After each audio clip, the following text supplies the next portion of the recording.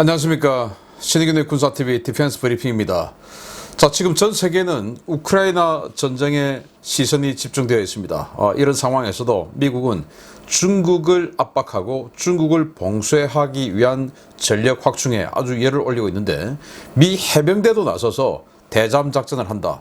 이제는 완전히 이 해군 해병대의 경계가 모호해지는 이런 상황이 아닌가 싶기도 하는데요. 어떤 전력을 가지고 하는지 알아보도록 하겠고, 그리고 이 우크라이나 이 전쟁 상황에서 러시아군의 주력 공격 헬기로 참전했던 카모프 52, 이 카모프 52가 판판이 추락을 하면서 지금 중국이 갑자기 큰일 났다 라는 위기감이 나왔는데, 까보중과 까보러가 합작으로 지금 이상한 일을 당하게 됐습니다. 보겠습니다. 각국이 차세대 해상작전 헬기로 MH-60R을 대거 도입하고 있는 가운데, 미군은 여기서 한 걸음 더 나아가 오스프리에 대잠 임무를 부여할 준비를 하고 있다는 소식입니다. 기존 헬기보다 더 먼 거리를 빠르게 비행해서 적 잠수함에 대응할 수 있는 새로운 대잠 플랫폼이 탄생할 전망입니다. 미국이 병력 수송용으로 사용 중인 MV-22B 오스프리 틸트로터기를 대잠 작전에 투입하는 실험을 진행 중이며, 해군은 물론 해병대까지 대잠 임무가 부여될 것이라고 미 해병대 제3해병항공단이 밝혔습니다. 제3해병항공단은 현지 시각 2월 26일 미 해군 MH-60R 해상작전 헬기와 나란히 비행 중인 MV-22B의 사진을 공개하며, 해당 기체가 SSQ-53G 소노부이를 운용해서 미 해군의 대잠 작전을 지원하는 전술을 개발하고 있다고 밝혔습니다. 항공기에 탑재하는 SSQ-53G 소노부이는 9.5kg의 작은 크기의 소모성 소노부이로 최대 8시간 동안 작동하며, 세팅 모드에 따라 27m에서 305m 수심까지 내려가 음향 정보를 수집해서 발사 모기에 전송하는 대잠 장비입니다. 미 해병대와 해군은 MV-22B가 기존 MH-60R에 비해 속도는 2배, 항속거리 최소 1.5배 등의 성능을 갖고 있으며, MH-60R과 동일하게 호버링 기능도 갖추고 있어서 MH-60R보다 더 우수한 대잠 능력을 발휘할 수 있을 것이라고 보고 관련 실험을 진행해 오고 있습니다. 주목할 만한 것은 해군이 아닌 해병대가 일반 병력 수송용 오스프리에 별다른 개조 없이 소노부이를 운용할 수 있는 능력을 부여하려 하고 있다는 것인데요. 이 실험이 성공할 경우에 미 해군과 해병대의 항공기 운용 전술에 상당한 변화가 올 것으로 예상됩니다. 자, 틸트로터기죠. 이렇게 이착륙할 때는 헬리콥터처럼 이렇게 로터를 돌리고, 이게 이제 고도를 딱 잡으면 이렇게 내려갑니다. 내려가서 이제 수송기처럼, 프로펠러 비행기처럼 수송기처럼 이렇게 돌리죠. 이렇게 해서 앞으로 진행을 하는, 그러다 보니까 속도가 한 550km 되는데, 그러면 헬기 속도의 한 2배 정도 되죠. 그리고 항속거리도 한 700km 이상 되니까 헬기보다 최소 1.5배, 어쩌면 한 2배 정도 되는 그런 항속거리를 가지고 있어요. 헬기가 이제 이 보조 연료 탱크 안 달면 한 2배 정도 되죠.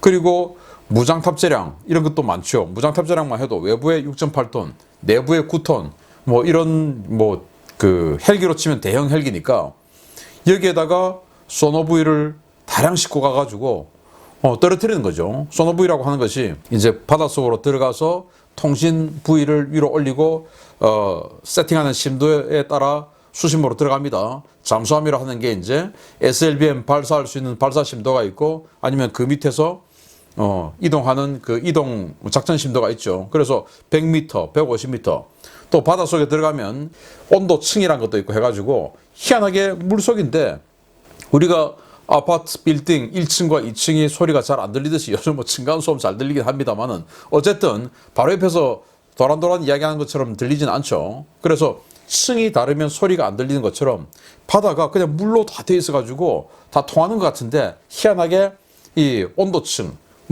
또 해류, 조류, 이런 여러 가지 상황에 따라서 층이 다 나누어져 있어요.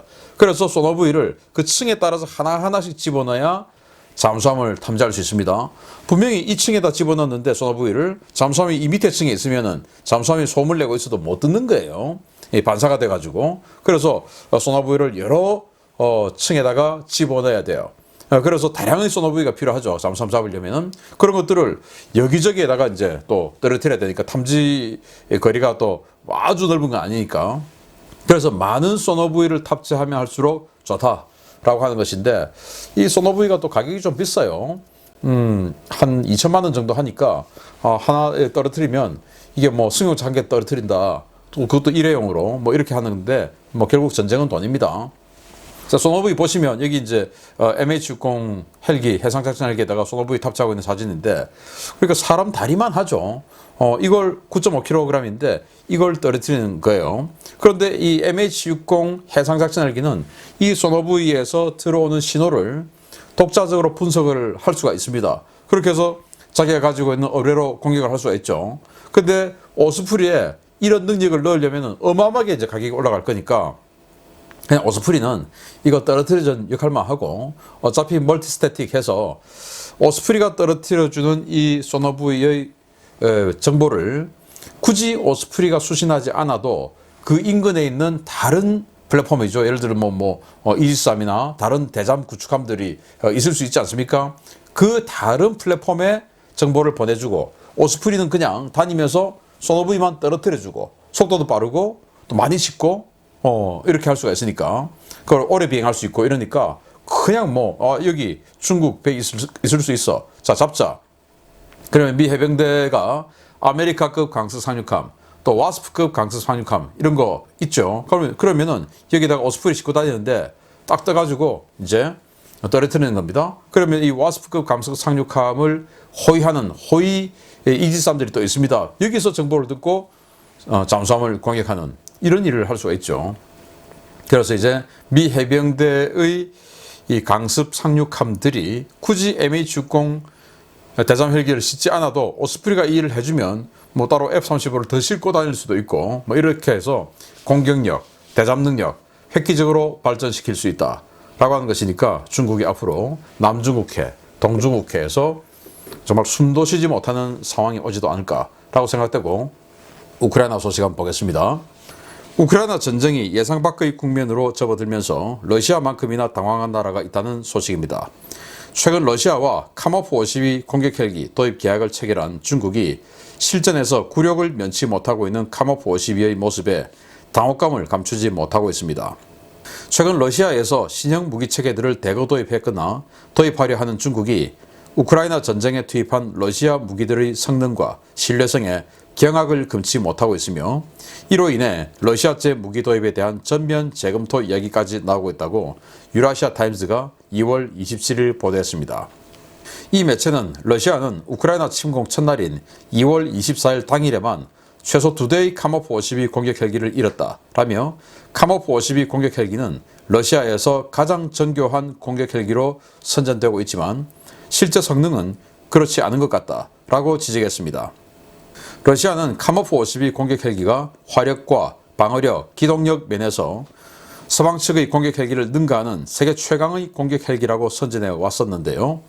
이 헬기는 개전 초기 생존성과 신뢰성 부족을 여실히 드러내면서 러시아의 선전이 허풍이었음을 만천하에 보여주고 있습니다. 카모프 52K 공격 헬기는 24일 오후 키예프 북부에서 임무에 투입되었다가 스팅어 미사일의 공격을 받고 국경도 넘지 못하고 국경선 인근 개활지에 불시착하는 것을 시작으로 국경선 일대 곳곳에서 우크라이나군의 스팅어 미사일에 피격되면서 한 대 불시착, 2대 추락이라는 스코어를 기록하며 망신을 당하고 있습니다.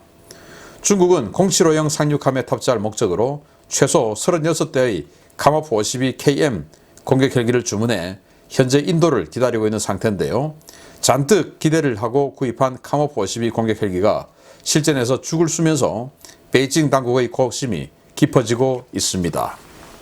자, 여기 보십시오. 카모프 52 엘리게이터, 호컴이라고 하고, 호컴은 이제 카모프 50을 호컴이라고 하고, 엘리게이터라고 하는데 정말 멋있게 생겼어요. 저도 한때는 이 카모프 52의 팬이었습니다. 그런데 이게 이렇게 허접할 줄 누가 알았겠습니까? 일단 이집트에서 카모프 52를 도입해 갔습니다. 이집트가 미스랄급 강습 상륙함, 이걸 이제 항공모함으로 쓰려고 카모프 52 도입해 가서 여기에 우란 공대함 미사일 2발을 장착할 수 있어요. 그러니까 항공모함에서 카모프 52를 쓰면서 여기에서 대함 공격을 할 수 있는 이런 플랫폼으로 이집트가 카모프를 50을 샀는데 이게 바다에서 운영해보니까 신뢰성이 너무 형편없다. 안 되겠다 하고는 그냥 육상용으로 빼버리고 아파치를 사가지고 이집트는 아파치로 대체를 해버렸습니다. 그러니까 이 카모프 52의 태생 자체가 아파치를 능가하는 공격 헬기를 만들자라는 컨셉으로 공대공 전투에서도 아파치를 잡아버리자 해서 카모프 52 처음 나왔을 때 전투 헬기라고 불렀습니다. 공격 헬기가 아니고 전투 헬기. 우리 전투기 중에서도 성능 좋은 건 전투기라고 하고 성능 좀 떨어지는 거 지상 공격하는 건 공격기라고 하죠. 그래서 공격 헬기보다는 전투 헬기, 전투기. 그래서 더 성능 좋다라고 선전했는데 이게 이제 실전에 투입되어 보니까 신뢰성이 좀 떨어진다. 자, 예를 들어서 아주 방어력 강하다고 선전하고 있어요. 23mm 기관포까지도 방어한다. 중요 부위 방어한다라고 했는데 스팅어 미사일의 그 파편 탄두에 맞아가지고 파편에 맞아가지고 이렇게 엔진 깨져서 불시착해 버렸습니다. 그래서 작전 제외돼 버렸죠. 이거 자기네들 영토에서 지금 이렇게 된 겁니다. 그리고 또 보시면 하나는 또 스팅어 미사일 맞고 아예 그냥 호수로 지금 추락하고 있습니다. 끝난 거죠 여기는. 자, 이런 식으로 됐는데 개전 첫날에만 카모프 52 헬기가 세대를 잃었어요. 그런데 지금 러시아가 우리 이 정도 지금 피해를 입었어 하고 발표한 그 내용을 보면 너무너무 많은 피해를 입어서 이번 전쟁은 러시아가 지지 않을까라는 예측이 지금 나오고 있을 정도인데 어제 러시아가 발표한 자신들의 피해 상황을 보면 헬기는 현재 26대가 추락되었다.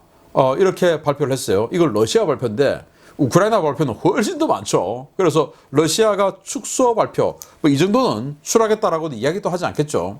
그럼에도 불구하고 26대라고 하니까 그 26대 속에 카모프 52가 더 있을 수도 있죠. 그런데 중국이 이집트처럼 강습 상륙함에다가 07형 강습 상륙함, 미국의 와스프처럼 4만 톤급이죠. 여기다가 카모프 52를 얹어서 대함 공격용으로 쓰려고 이거 36대를 산 겁니다. 그리고 또 뺏겨가지고 또 자기네도 언젠가 또 짝퉁으로 만들려고 했겠죠. 그런데 이게 우크라이나에서 이렇게 판판이 깨지는 거 보고 야 이거 남중국해에서 괜히 들이밀었다가 미국의 아메리카급 또는 와스프급에게 박살나겠구나. 야 이거 계속 해도 되는 거야? 이제 이런 우려가 나오고 있다는 건데 이걸 이제 어디서 보도했냐? 인도 매체가 보도한 겁니다. 인도는 중국하고 지금 아주 사이 안 좋으니까 고소하다라고 하면서 지금 이제 보도를 한 거죠. 그래서 까보니까 러시아잖아요. 뭐야 이거? 라고 하는 것을 너무너무 좋다고 사고 있는 중국. 이거는 뭐 안 까봐도 중국제, 까보중이죠. 그래서 까보로와 까보중의 이 합작 코미디 정말 코미디로 계속 남기를 바랍니다. 아무튼 카모프 52 한때 제가 정말 멋있게 생각했던 공격 헬기인데 이렇게 허접할 줄 누가 알았겠습니까? 그러나 우크라이나의 생존을 위해서 계속 허접하기를 기대합니다. 마치겠습니다. 감사합니다.